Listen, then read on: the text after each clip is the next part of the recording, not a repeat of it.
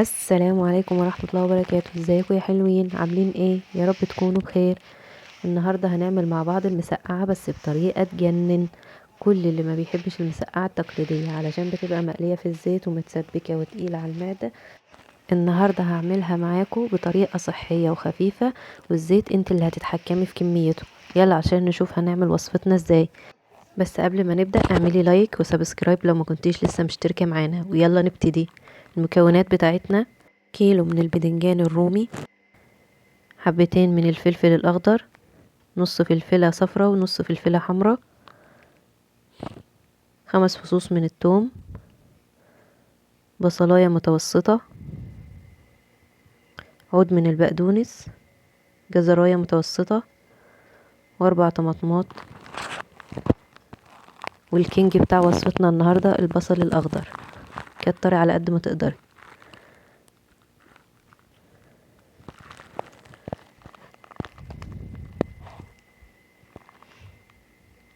ويلا علشان نبتدي في وصفتنا.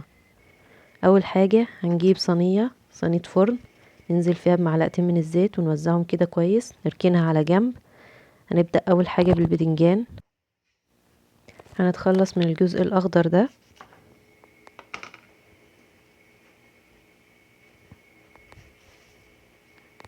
ونبدأ نقطع البتنجان بتاعنا شرايح بالعرض، سمك الواحدة حوالي 2 سنتي.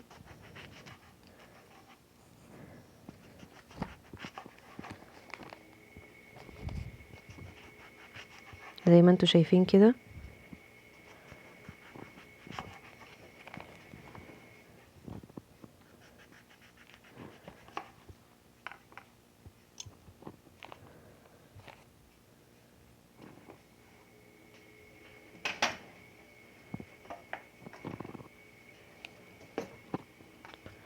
هنبدأ بقى نعمل في كل قطعة خطوط بالسكينة بالشكل ده، بالطول وبالعرض كده، بس اهم حاجة السكينة ما توصلش لتحت. هنكمل باقي الكمية بتاعتنا بنفس الطريقة. هنجرب معاكم واحدة كمان زي ما انت شايفة كده. ان اهم حاجة ان السكينة ما تنزلش لقاعدة البدنجانة. وادي واحدة كمان.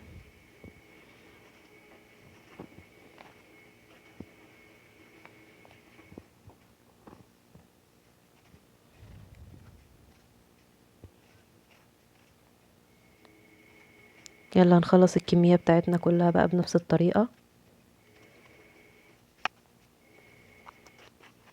ادي البتنجانية التانية بتاعتنا.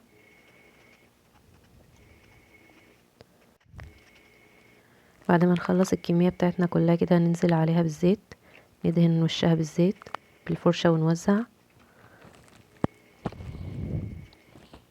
هنا تقدري تتحكمي في كمية الزيت اللي انت هتحطيها، وبكده البتنجان بتاعك هيطلع خفيف مش شارب زيت زي ما يكون مقلي في الزيت.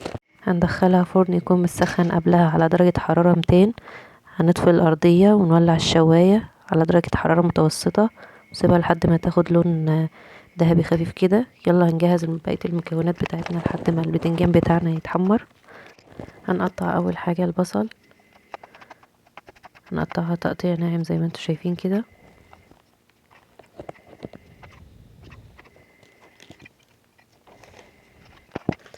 بعد كده الفلفل الأخضر نشيل منه البذر ونقطعه برضو تقطيع ناعم.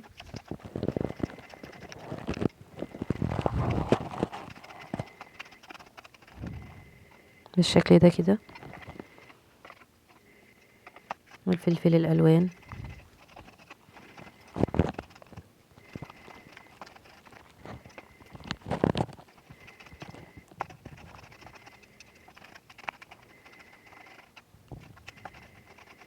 هنخلص الكمية كلها.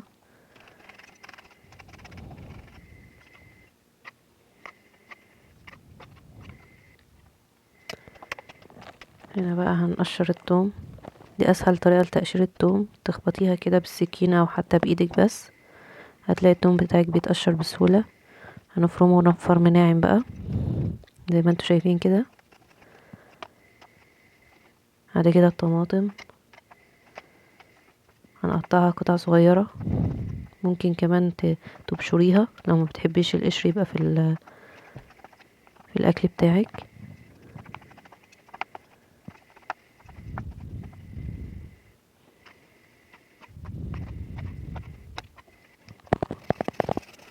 هنبشر الجزر اي مبشرة عندك، ونفرم برضو البقدونس فرمة ناعم.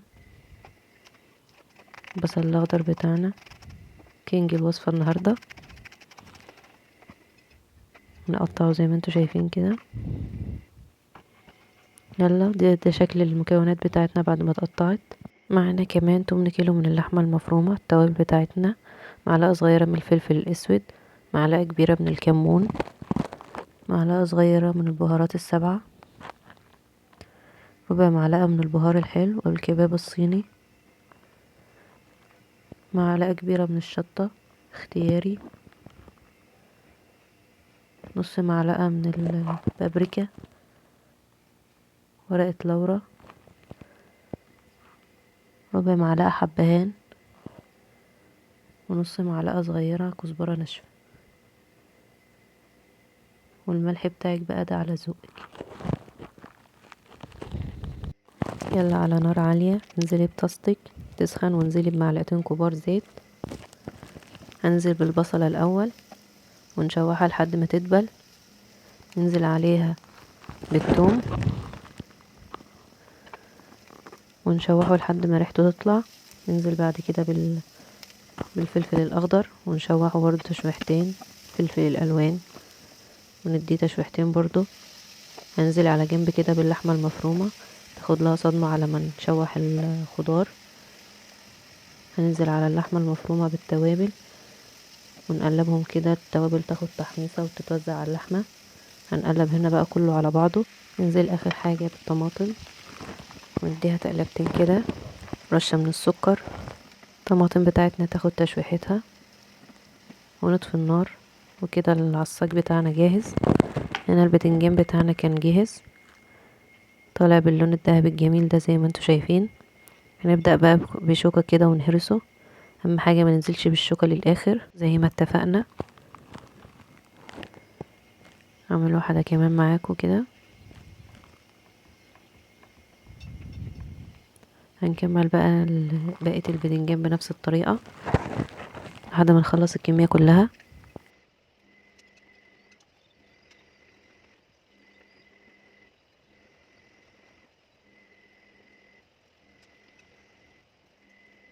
خلاص خلصنا البتنجان كله هرس زي ما انتوا شايفين.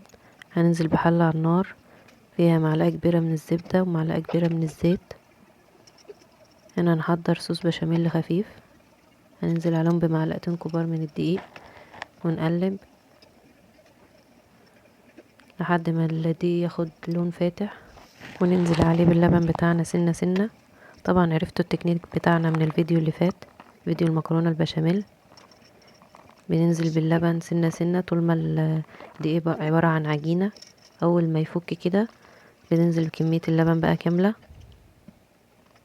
هنا عايزين صوص البشاميل يبقى خفيف خالص، هننزل بالفلفل الاسود والملح بتاعنا.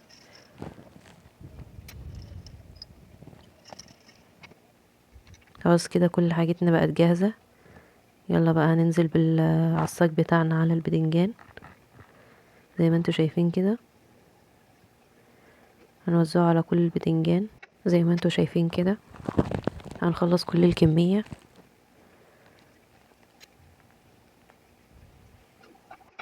ونظبطهم بمعلقة كده. هنزل بقى على الوش بصوص البشاميل. قلنا صوص البشاميل بتاعنا يبقى خفيف يعني بالتقل ده كده. هنزل على الوش بالبقدونس والبصل الاخضر، هيدي شكل جميل وفي نفس الوقت هيدي طعم فظيع للبشاميل. يلا خدي صينيتك على فرن ساخن تحت الشواية وديريها كده كل فترة علشان تاخد كلها نفس اللون. يلا صينيتنا بقت جاهزة. يلا قدامي طبقك ورشي بصل اخضر كمان على الوش. قلنا البصل الاخضر النهارده الكينج بتاع الوصفة. وقدامي بقى طبقك.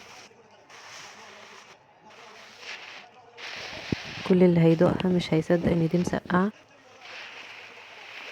وبالهنا والشفا لكل اللي هيجربها. ما تنسيش لايك وشير وسبسكرايب. بحبكم.